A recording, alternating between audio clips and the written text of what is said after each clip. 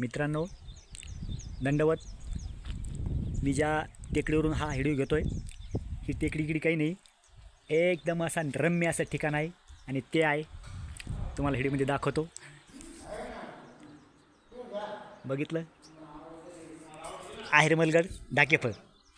आणि याच जी मंदिराचा कळस आहे, या मंदिराच्या कळसाहून जुने लोक जाणकार सांगतात की इथून गंगेची धार दिसत होती, म्हणजे गोदावरी नदीची धार दिसत होती. आणि या टेकडीवरून जवळपास 30 ते 35 जी गावं आहेत, इथून सहज ओळखू येतात आणि सहज दर्शन होतं. असे ही उंच असा गड आहे.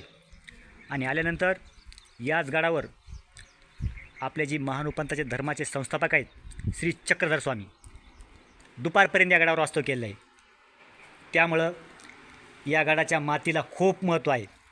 मी सुद्धा ह्या गडावर आल्यानंतर ही जी माती आहे, ही माती कपाळाला लावूनच वापस जातो, कारण इथून एवढी ऊर्जा मिळते.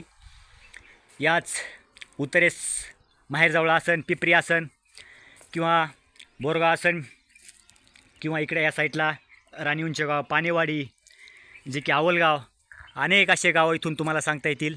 आणि समोरासमोर म्हटलं तर बोरगाव आहे, जिरडगाव आहे, थोड्या साईडला आपली कंडारी आहे, माशेगाव आहे, आणि जी माझी सासरवाडी आहे ढाळेगाव, बोरगाव, आपले ढाकेफळ तांडा, ढाकेफळ, समोर घनसावंगी, जी की आपली देगाव देवीचं गाव आहे. अनेक गावं इथून तुम्हाला मी दाखवू शकतो.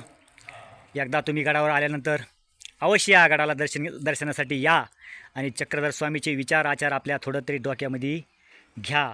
जी की 12वं शतक कसं असन, ज्या आज काळामध्ये आपल्याला चालीरीती खूप त्रास होतो, ह्या धर्मामध्ये अनेक अंधश्रद्धा आहेत.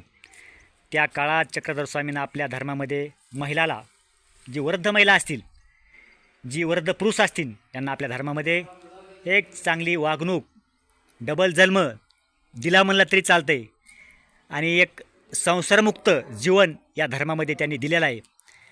असा धर्म मला खूप खूप खूप खूप आवडतो.